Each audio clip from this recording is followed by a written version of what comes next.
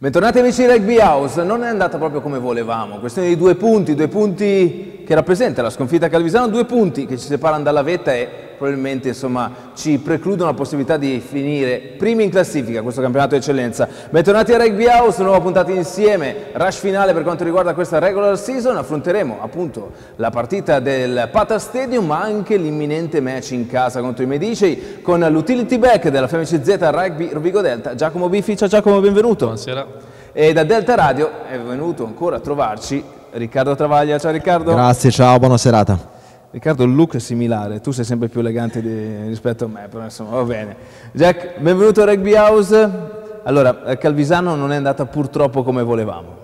Sì, non è andata come volevamo, eravamo riusciti a prepararla in modo appropriato, secondo me, con gli allenatori hanno fatto un buon lavoro sia dal punto della preparazione, video e quant'altro. Purtroppo alcuni errori nostri e delle loro bravure siamo per 2 punti appunto, non siamo riusciti a portarla a casa. Ovviamente c'è il rammarico perché potevamo vincere a Calvisano, che anche l'anno scorso non siamo riusciti. E niente, avevamo anche forse perso l'opportunità di giocare la finale in casa, anche questo sicuramente è un altro punto che non piacerà a molti, farà storcere il naso, però dobbiamo ancora finire queste 2 partite per poi affrontare i playoff col massimo impegno. Ecco Riccardo, io e te abbiamo vissuto la partita molto vicini, no, a Calvisano. Sin da subito c'è stata la sensazione di un Rovigo altamente concentrato e voglioso comunque di imporre la propria presenza in terra bresciana. Sì, l'atteggiamento era quello giusto, atteggiamento buono in campo, attitudine, difesa e come diceva Giacomo sicuramente la partita era stata preparata bene, poi però c'è stato qualche errore che ha consentito a Calvisano almeno un paio di mete forse troppo facili e questo secondo me ha un po' influito. Poi c'è stata una buona reazione nel secondo tempo ma forse un po' tardi e anche lì qualche errore in fase di attacco, ricordo almeno un paio di touche dentro i loro 22 nella quale potevamo costruire delle buone piattaforme dalle quali ne siamo usciti male, insomma qualcosa da rivedere e sicuramente i coach l'avranno fatto con loro, avranno rivisto le immagini perché ripeto qualche episodio è stato importante, poi c'è quell'episodio di cui si è discusso tanto, quella lunghissima fase di mischia, però ripeto dobbiamo andare a rivedere soprattutto le fasi dove non siamo stati performanti perché era una partita più equilibrata rispetto al passato in cui le possibilità c'erano e questo è l'aspetto positivo che fa ben sperare per un eventuale finale. Io andrò controcorrente, ma sono uscito a Calvisano con molti più feedback positivi rispetto a quelli negativi, nel senso che è vero, abbiamo perso il primato vuol dire ma non è tutto, resta il fatto che, come diceva Riccardo appunto, la sensazione è che non siano più distanti, anzi. No, come hai detto tu, anch'io sono con più punti positivi che negativi, ovviamente in Coppa c'è stata una netta differenza per quanto riguarda quella partita e per come è stata approcciata e giocata. E oltre appunto ai fatti positivi l'unica cosa è proprio il rammarico appunto per non essere riusciti a fare quel passo in più, però ci sono stati miglioramenti, si sono visti e mancano ancora 2 partite, eventuali semifinali per continuare a lavorare, aggiungere sempre qualcosa e cercare di migliorarsi sempre anche nei piccoli dettagli. Ecco, Riccardo, abbiamo avuto la sensazione che, come dicevi prima, diceva Giacomo, non ricordo bene, nel secondo tempo, verso la parte finale del secondo tempo, loro fossero veramente in balia dei bersaglieri, soprattutto quell'ultimo possesso su cui l'arbitro ci fischia un tenuto, lì proprio si stava lavorando per ottenere il calcio di punizione del sorpasso. Un killer instinct che forse non abbiamo ancora, mentre loro hanno dimostrato che appena sbagli di 1 centimetro un posizionamento o un qualcosa. ti massacrano. Sì, loro sotto questo punto di vista sono micidiali, ma d'altronde è un po' la loro caratteristica, basta guardare i punti di bonus che hanno portato a casa rispetto a noi, sono il doppio, quindi questo dimostra che riescono veramente quando serve. Nella partita, nell'ultima partita che avevano vinto, erano riusciti a conquistare il bonus proprio allo scadere. Questo dimostra veramente che hanno questa attitudine fino alla fine di lottare. L'aspetto positivo è che qui nel secondo tempo noi abbiamo prevalso su di loro, e questa è una novità in questo campionato, perché Calvisano ha costruito la sua forza in questa stagione soprattutto nei secondi tempi. Se andiamo a vedere i secondi tempi, loro spesso sono usciti anche da primi tempi equilibrati e hanno il più delle volte portato a casa le partite con bonus proprio negli ultimi 20-30 minuti. Questa volta invece hanno avuto difficoltà in questi 20-30 minuti. Questo a dimostrazione che questa differenza fra noi e loro non c'è, si è assottigliata, e che anzi fisicamente forse possiamo uscirne rinfrancati. Ecco, tra l'altro probabilmente loro hanno peccato un po' di spavalderia, nel senso che in una partita così tirata punto a punto, il cercare la quarta meta fino alla fine, in una partita in cui noi da drive abbiamo difeso veramente molto bene, è stato un eccesso di confidenza da parte loro che poteva costar cara. Sì, poteva costare caro, non so se è stato un eccesso o comunque volevano a tutti i costi quel punto di bonus, o magari i giocatori in quel momento si sentivano confidenti o appunto volevano proprio ammazzare la partita. Anche Calvisano sappiamo che appunto, come ha detto Riccardo, cerca sempre il punto di bonus e proprio sempre ma non esagerare, diciamo, ma fare sempre qualcosa in più. Poteva costare caro e sfortunatamente per noi, fortunatamente per loro, questa volta non è costato caro. Resta il fatto che oltre a quelle mischie insomma, di cui si è parlato abbondantemente, c'è un giocatore chiave all'interno del Calvisano che senza di lui sicuramente la squadra di Massimo Brunello marcia ad una velocità inferiore, che è Novisio, perché c'è poco da aggiungere.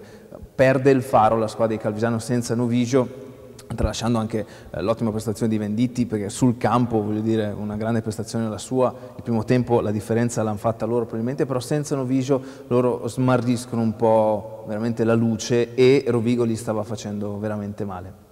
Sì, penso che i loro giocatori chiave appunto siano numero 8, Tuivati e Noviglio, come hai detto tu. Penso che Tuivati in difesa, anche le nostre terze, siano riusciti molto per bene. Questa partita assolutamente hanno fatto uno splendido lavoro, sono riusciti a neutralizzarlo anche dal punto di vista fisico, hanno fatto davvero uno splendido lavoro. Noviglio è un po' più difficile perché essendo 10 comunque ti puoi prendere i tuoi tempi, puoi prenderti un po' le misure, e come sempre essendo un gran giocatore ha fatto davvero anche sabato scorso una grande partita, e bisogna cercare di lasciargli meno spazio possibile per agire. Ecco, legandomi a quanto sta dicendo Giacomo, le terze di Rovigo, no? Che sono tra l'altro di Rovigo, De Marchi, Edo e Matteo, veramente un'ottima prestazione proprio sull'impatto, sull'aspetto fisico, un momento del gioco in cui noi abbiamo sempre un po' sofferto, generalmente Calvisano. È ovvio, qualcosina abbiamo sofferto anche lì, ma molto meno. Adesso sotto gli occhi ho i possessi, le cariche di Matteo Ferro, che trovava sempre l'avanzamento. Questo secondo me è un dato molto positivo, Riccardo. Lato positivo che dimostra un ottimo stato di forma di tutte le terze linee nostre, soprattutto Matteo nelle ultime settimane l'ho visto veramente cresciuto sotto questo punto di vista. L'impatto fisico determinante era una cosa che un po' mancava, come dicevi te, in passato, e che ci è mancato nelle sfide con Calvisano in passato. In questa sfida invece anch'io ho avuto questa impressione. Come dicevi te, Novisio veramente con una marcia in più secondo il mio punto di vista, tant'è che la sua assenza si era fatta sentire nelle settimane precedenti e purtroppo è rientrato con noi. E a me, come a te, è impressionato anche Venditti in alcune cariche, in particolar modo nel primo tempo. La sua capacità di fare offload superando la linea del vantaggio secondo me ci ha creato diverse difficoltà. Sì, la continuità diretta e la capacità di ending di Venditti sono indiscusse, magari insomma dopo magari un giocatore che può piacere o meno, insomma è giovane, crescerà anche lui, non di statura, magari di maturità, glielo auguriamo perché ha veramente un grandissimo talento. Facciamo una cosa, andiamo a vedere gli highlights del big match del turno precedente di Calvisano, poi rientriamo in studio per parlare ancora un po' di Calvisano, ma della prossima sfida che vede la FMCZ Rugby Rovigo Delta affrontare i Medici qui allo stadio Mario Battaglini sabato. Se è vero che il sole baci belli, speriamo che questo match rappresenti al meglio la testa della classifica del campionato d'eccellenza, ovvero la FMCZ Rugby Rovigo Delta fa visita ai campioni d'Italia del Patro Calvisano in questo big match 23-20. Tanto Novisio parte al piede, vediamo l'esecuzione, sembra dentro e con la mischia più pesante sicuramente Calvisano vuole mettere sotto Rovigo. È buono l'ingaggio a parte di Rovigo, appoggia al ginocchio, rimpelli in maniera evidente, calcio di punizione in favore di Rovigo. A Padova probabilmente è plebiscito. Mantelli la mette, 3 pari quando siamo al 10º. Bravissimo Matteo Ferro a prendere questo vale. L'organizzazione del drive a Rodigino fa strada. Andrea De Marchi col pallone in mano, tirato giù volontariamente, per cui si gioca una giocata gratuita per la corsa di Jordan Davis che prova a guardarlo vale, non va. Si ritorna sul punto precedente. Silenzio qui al San Michele, possibilità per Leo Mantelli di calciare. Edo mette palla a disposizione, Mantelli libera, grande calcio di Leo Mantelli, messo male, gioca veloce però con Novisio. Attenzione al largo con Pettinelli alla meta. Si appresta la trasformazione, infila l'H, 10-6 Calvisano. I ragazzi di Massimo Brunello ancora venditi come ball carrier, messo giù, è un offload splendido per Zdrilic. Che capacità di questo giocatore. Cioffi purtroppo accelera troppo presto, è tagliato fuori, Chiesa non riesce a dare continuità al gioco calvino, però ancora l'arrivo e la meta del Calvisano con Pier Bruno. E si aggrappa al piede di Novisio a trovare spazio, tanto lo stesso numero 10 Calvino non trasforma stavolta. Metri importanti, numero 8 rossoblu, servirebbe una meta per i giocatori rodigini. Ortiz, Chesting, cambia senso, Odiete, Biffi, prova la spalla interna di Zdrilic, ma i cavalieri a metterlo giù, sono tutti pesanti al largo, se Rovigo la muove di là sono tutti pesanti. Invece si insiste da questo lato. Lubian resta in piedi.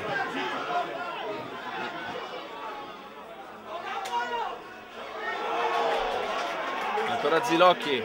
Tentativo di controrag da parte del Calvisano. Palla rubata. È mancata la pulizia. Perde in avanti però.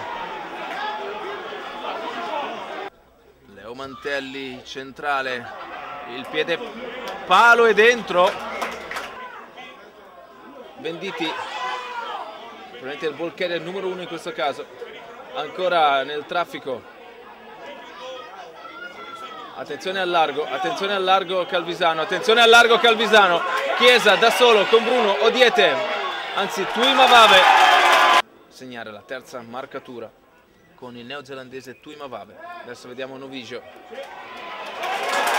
Il 60% del power play di Rovigo è già vanificato. Ancora vantaggio per Rovigo, meta tecnica per Rovigo. Mortali tranquillamente dentro i pali, attenzione a Vaniker che si poteva isolare. Ortiz, una continuità ottima per De Marchi. Boggiani nel ruolo di numero 9, Ortiz ancora ci prova, Rovigo che non demorde. A terra De Marchi devastato.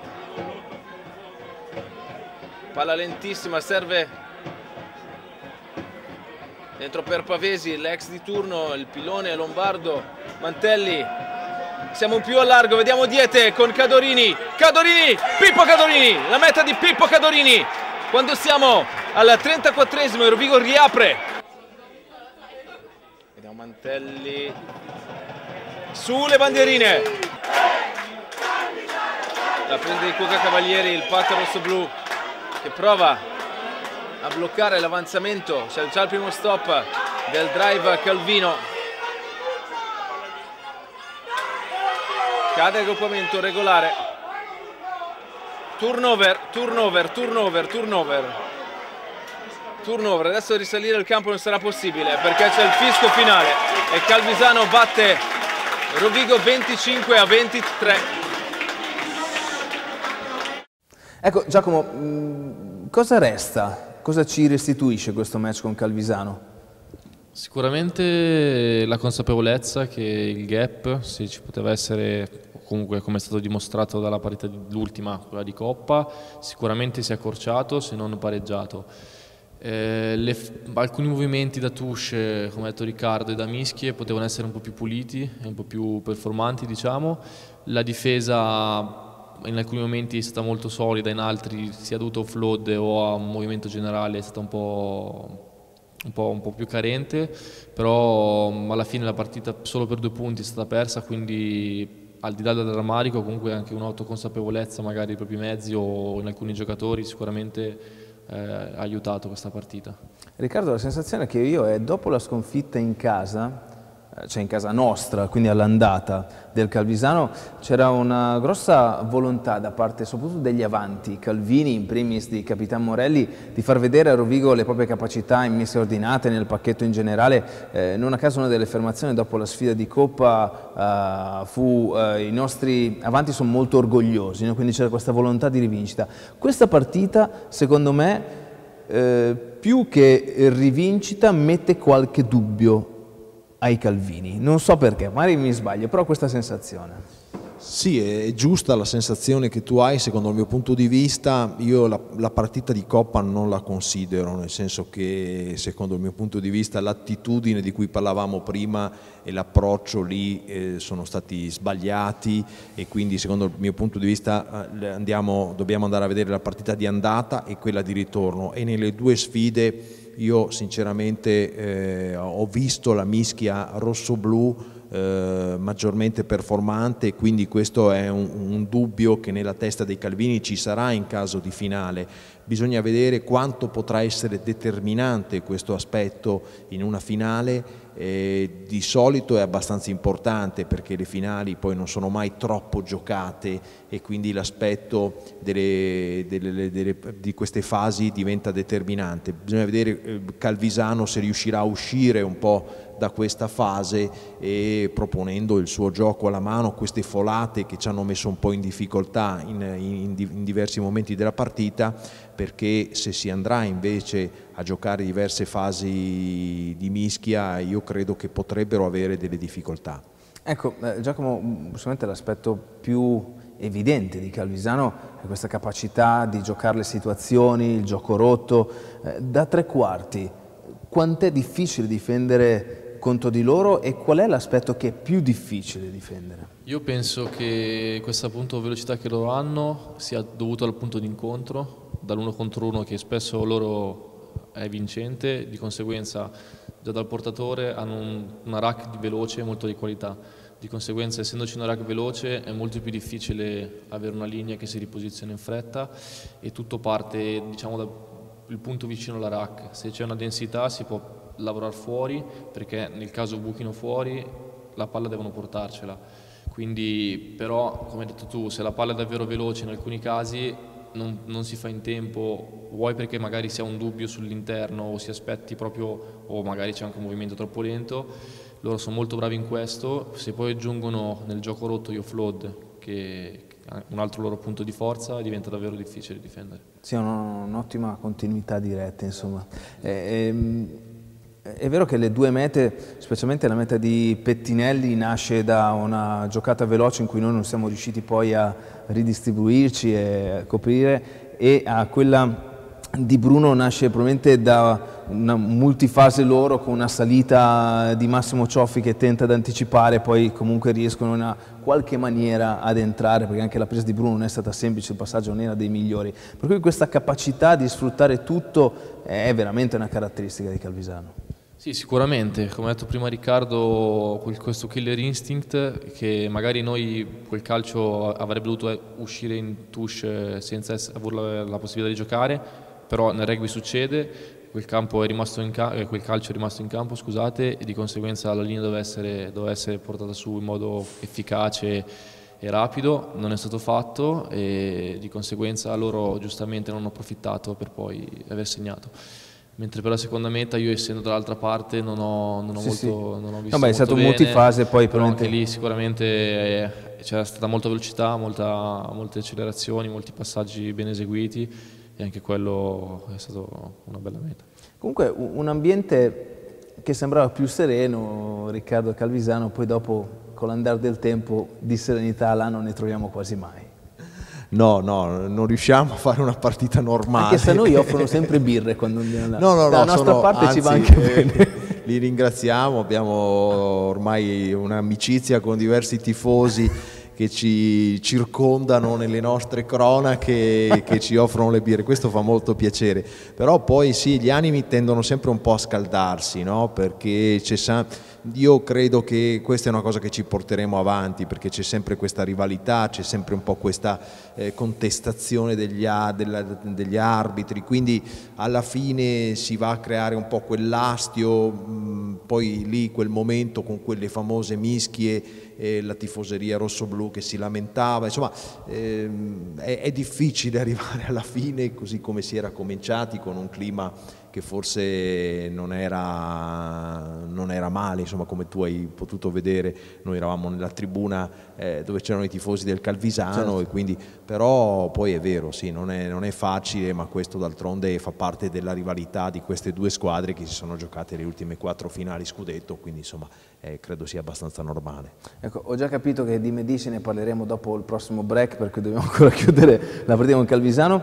Allora, questa sconfitta con una contemporanea vittoria del Petrarca ovviamente mette in testa la classifica Calvisano Petrarca 64, Fenici Z Rugby Rovigo Delta 62, essendo Calvisano e Petrarca insieme, allo stato attuale delle cose Calvisano comunque per la classifica avulsa è prima in classifica, e Calvisano dovrà affrontare Lazio e Mogliano, che sono i fanalini di coda di questo campionato, di questa stagione, per cui diciamo al 90% sarà Calvisano primo in classifica. Ma se tu dovessi scegliere tra Calvisano e Petrarca in semifinale, chi sceglieresti?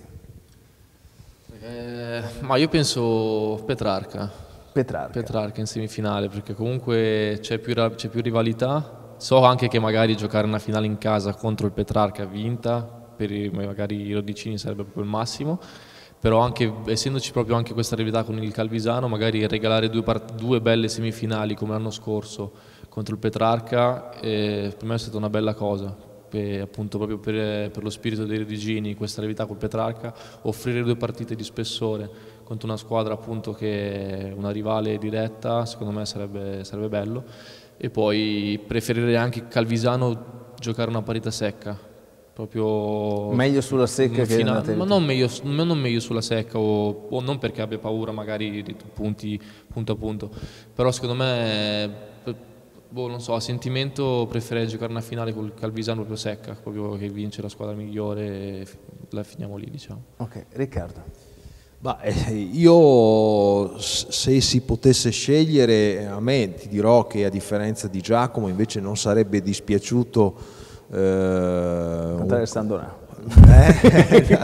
No, non sarebbe dispiaciuto il Calvisano, perché sarebbe stato affascinante giocare una finale contro il Petrarca, perché abbiamo ancora quella rivincita del 2011 in finale da giocarci, quindi così per motivi legati a quella finale mi sarebbe piaciuto, però voglio dire, va bene così, insomma, ci siamo abituati, e la stessa semifinale poi alla fine dell'anno scorso,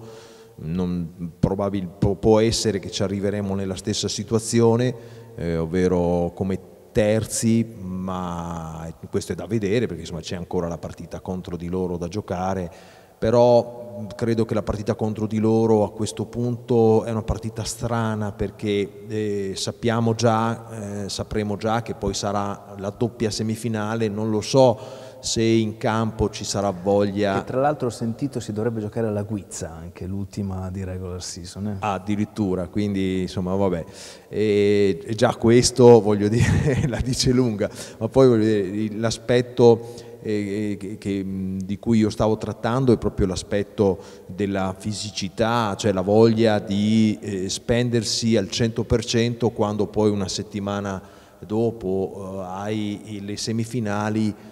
Ma non lo so, ho un dubbio su questo punto di vista, quindi è da capire. È da capire, anche se naturalmente l'attitudine di presentarsi con una vittoria sotto il punto di vista morale è importante, però bisogna vedere se è più importante questo o un po' di paura fisicamente di avere poi qualche c'è una linea di pensiero che dice fare 2 semifinali con Calvisano ci renderebbe, non dico una finale più semplice, ma forse lo correrebbe meno e ci darebbe molto più spirito perché sarebbe un derby la finale, mentre fare 2 semifinali col Petrarca a livello fisico sarà una guerra e poi arrivi a Calvisano magari un po' più deficitario da un punto di vista fisico e mentalmente non così carico come il Petrarca, ma sono punti di vista.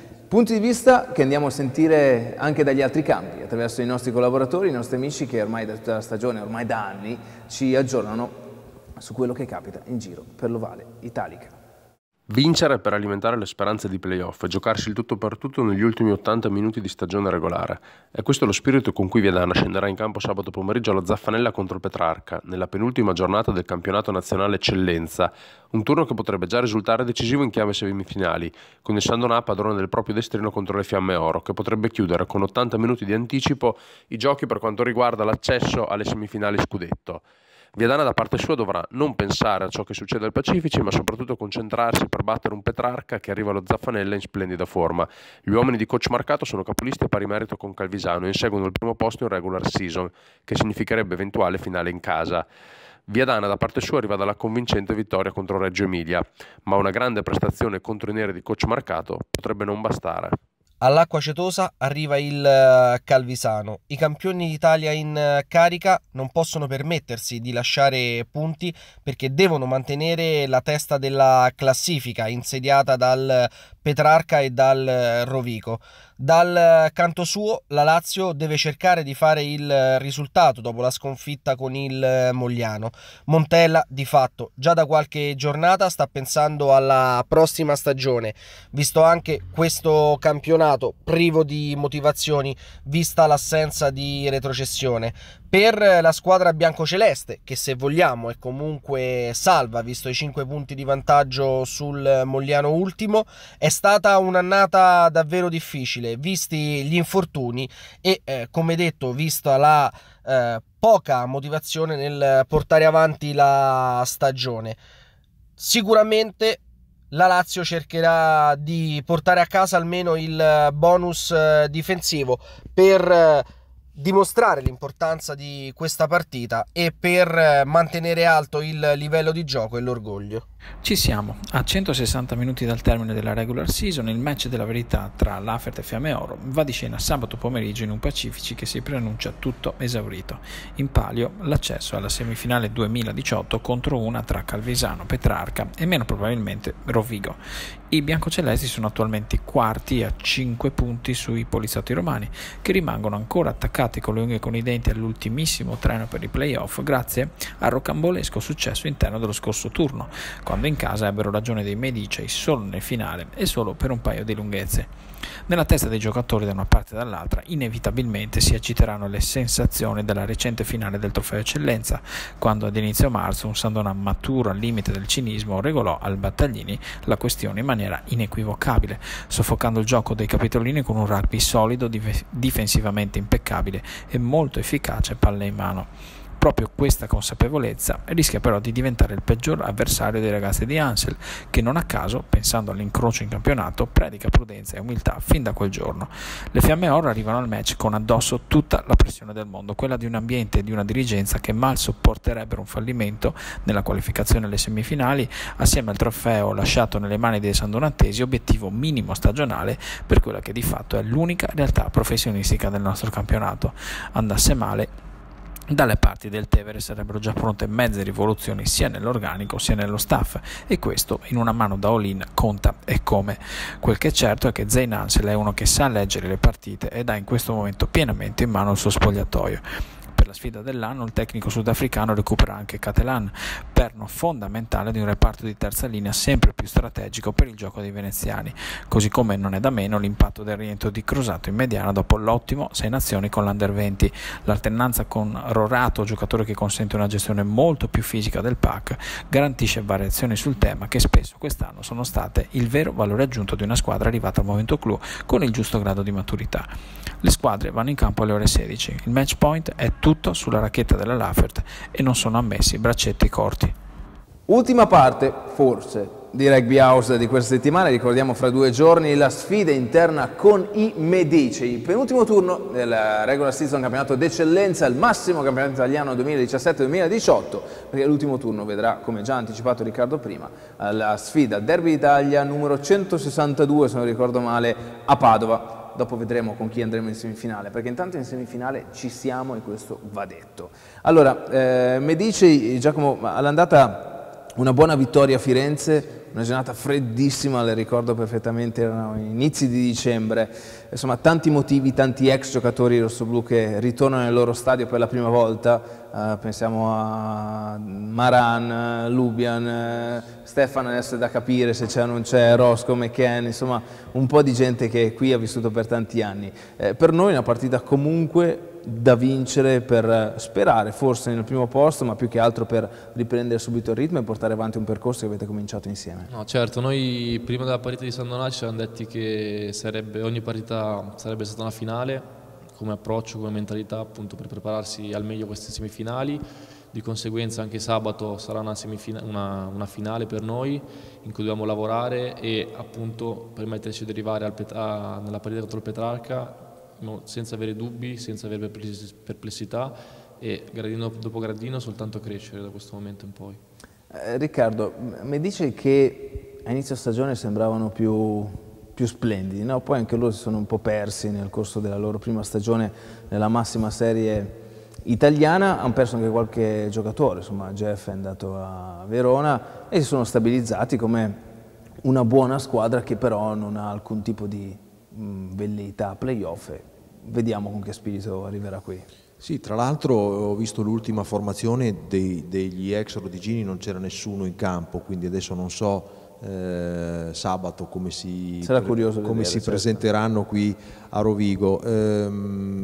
Girone di ritorno disastroso dei Medici, una sola vittoria, quindi direi che dopo un girone d'andata discreto sono calati sensibilmente. Direi che qui il grande motivo di interesse è Pasquale Presutti che torna al Battaglini, Pasquale che ci ha fatto qualche scherzo nel corso della sua carriera qui al Battaglini, quindi c'è sempre un po' questa paura, però sotto il punto di vista delle due formazioni credo che non ci dovrebbero essere problemi e che Rovigo possa fare un'ottima partita. Le condizioni meteo dovrebbero essere positive, quindi potrebbero favorire anche un buon gioco alla mano. Questo credo che potrebbe essere veramente un buon test in vista della tripla sfida contro il Petrarca, che sarà veramente tosta.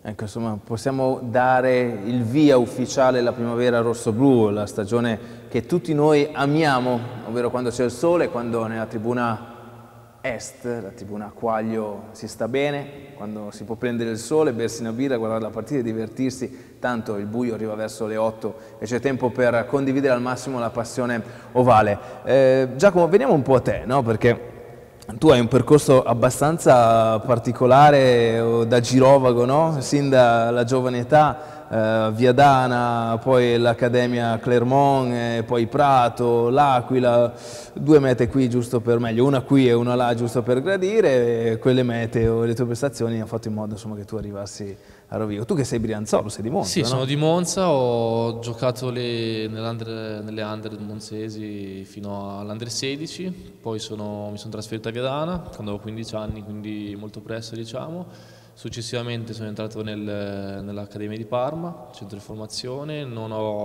mi sono trovato molto benissimo con con certi allenatori e anziché frequentare l'Accademia di Tirrenia ho preferito andare all'estero a fare un'esperienza a Clermont, al centro di formazione.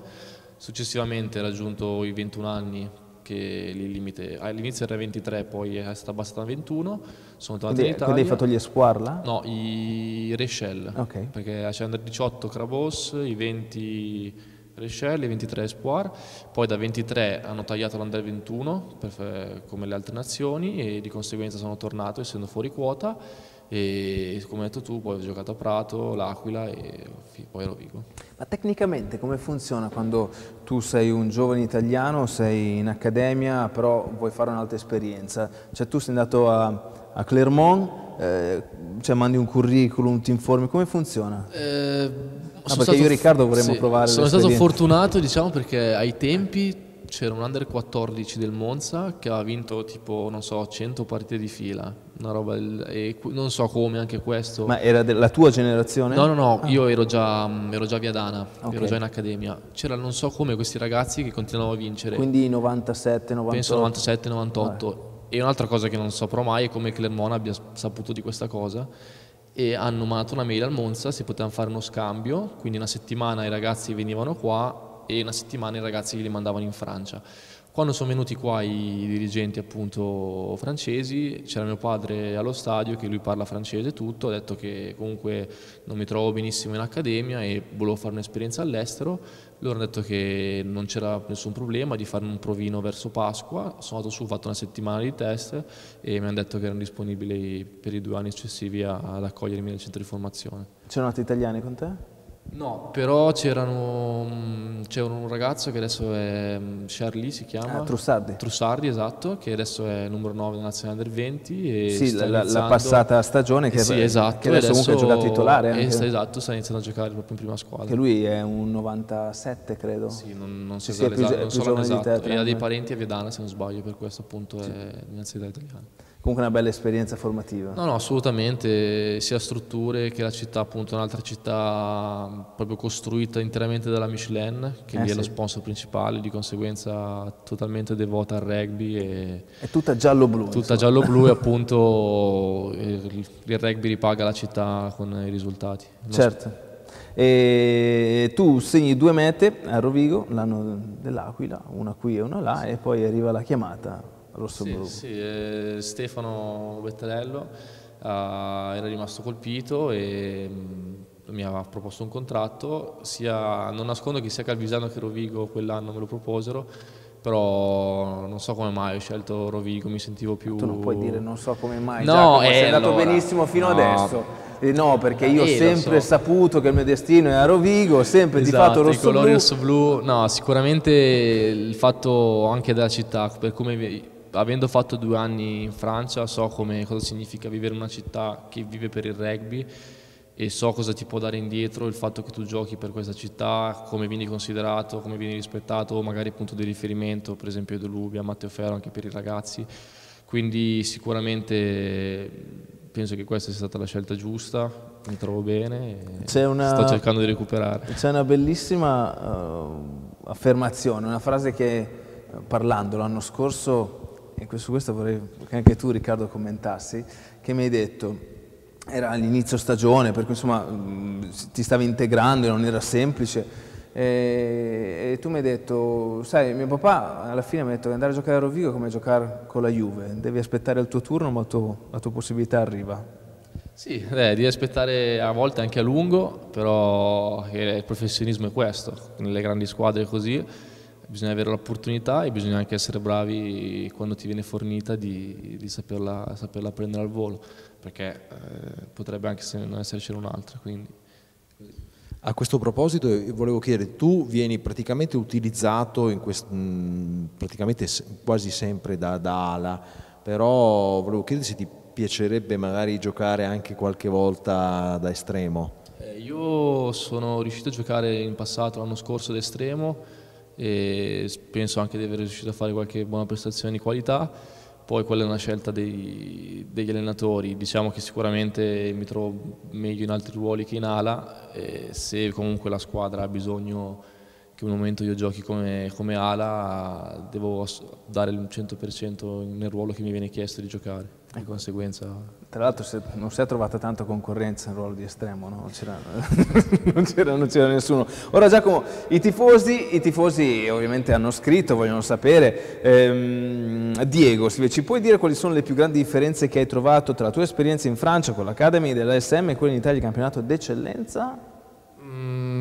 Allora, sicuramente il livello del campionato, ma penso che questo sia dovuto soprattutto già alle infrastrutture che loro hanno, come per esempio a livello di Under 16, Under 18, Under 20, esempi palestre con campi sintetici al chiuso, anche una piscina per il recupero degli infortuni nello spogliatoio di un Under 16, penso che in Italia non... La palestra adesso ce l'abbiamo, work in progress, esatto. Se no che verrà allestita a breve, il sintetico arriverà e quindi penso che, ma là giustamente il rugby è il primo sport e poi io comunque Clermont potrebbe essere anche una posizione, cioè il top, poi magari ci sono altre club che sono comunque nella norma, però penso che molto parta da questo, dalle strutture, poi ovviamente il bacino di giocatori che loro possono ispezionare, comunque far giocare è molto ampio. L'accademia, quando ci fu il taglio da Under 23 ad Under 21,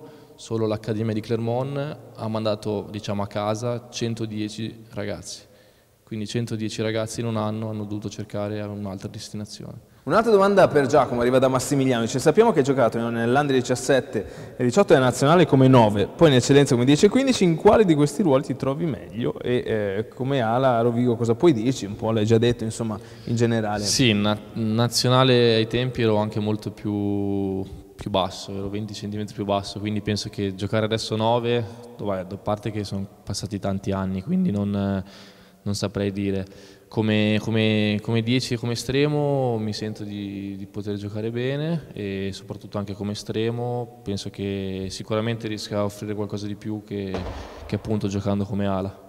Ecco, poi c'è una domanda di Piero che riassumo, no? E dice, tante volte certi giocatori non vengono presi in considerazione. Tu nel campionato di eccellenza, nella tua esperienza, hai trovato un sistema meritocratico, parla di club, credo di interpretare Piero, o magari ci sono degli altri passaggi che hanno più influenza? Allora, ma penso che gli allenatori facciano le loro scelte sicuramente per quello che vedono durante la settimana, quindi alla fine è il loro lavoro e quelle sono le scelte che fanno. Indubbiamente il nostro lavoro è quello di allenarsi e giocare, se ci viene chiesto di farlo, comunque fornire un aiuto ai ragazzi che giocano. Può darsi che magari in alcune volte un ragazzo abbia meritato un po' più di altri, ma comunque questa è la vita, non sempre si può avere tutto subito, niente regalato, quindi dobbiamo cercare di fare sempre il massimo per ottenere quello che ci spetta o comunque pensiamo che ci spetti. Riccardo, ma secondo te, giusto in chiusura, la concorrenza a livello sportivo che hanno questi ragazzi, perché comunque ogni settimana devono battersi per un posto di squadra, è veramente lo specchio di quanto avviene anche poi nel mondo del lavoro nostro, professionale, fuori. Quindi l'esperienza sportiva può essere veramente considerata un percorso così importante per dei ragazzi giovani? Beh, fondamentale direi, perché se non ci fosse concorrenza, voglio dire, sicuramente la resa sarebbe inferiore. Il fatto che ci sia concorrenza che dà loro questo spirito per mettersi sempre alla propria, dare sempre quel qualcosa in più, quindi credo sia fondamentale. Poi a volte le scelte non tutti le capiscono, bisogna vedere quello che vede durante la settimana il coach e quindi è difficile, noi dal di fuori a volte facciamo fatica a capire magari qualche scelta, però credo che, tornando alla tua domanda, sia fondamentale per loro riuscire ad avere sempre questa concorrenza che riesce a far dare a loro il massimo. Ecco, ricordiamo anche un altro appuntamento. Riccardo, tu sabato stai in diretta? Sì, io sabato sono in diretta dal Battaglini, partite che si spostano alle 16 da sabato e poi naturalmente il sabato successivo a Padova e poi nelle settimane con i playoff sicuramente lì saremo in diretta da Padova, da Rovigo, da Calvisano, non lo so da dove, insomma.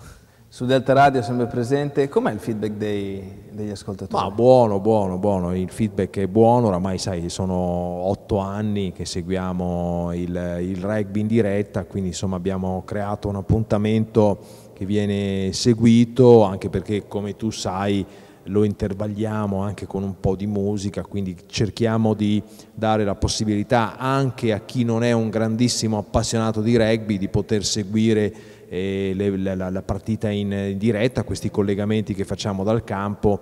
Diversamente una diretta integrale sarebbe magari troppo pesante da seguire per i non appassionati, tant'è che qualche appassionato ogni tanto mi ferma, mi dice metti la canzone proprio magari lì dopo hanno fatto la meta. Dico vabbè, ho capito, però sai, non è facile. Anche sabato in 10 minuti di mischi a un certo punto abbiamo dovuto fermarci perché ho parlato per 10 minuti, ho detto vabbè adesso mettiamo un pezzo perché qui vedo che l'arbitro non decide, poi dopo altre 2-3 mischi ha deciso, però non è semplice sempre riuscire a beccare la meta, certo, in diretta. Quindi troviamo un buon compromesso: se volete ascoltare la partita dritta vi conviene venire allo stadio, e sabato c'è buona opportunità alle 16 contro i Medicei, altrimenti se volete a spezzoni, ovviamente Riccardo è la persona giusta per raccontarlo nel migliore dei modi, quindi sintonizzatevi sul Delta Radio, l'avete fatto da anni, lo farete ancora in futuro, sempre seguire la FMCZ Rugby Rovigo Delta. Grazie Riccardo per essere venuto con noi. Grazie a voi. Giacomo, grazie mille. Grazie a tutti, grazie. E ci vediamo sabato ovviamente a tifare rossoblu.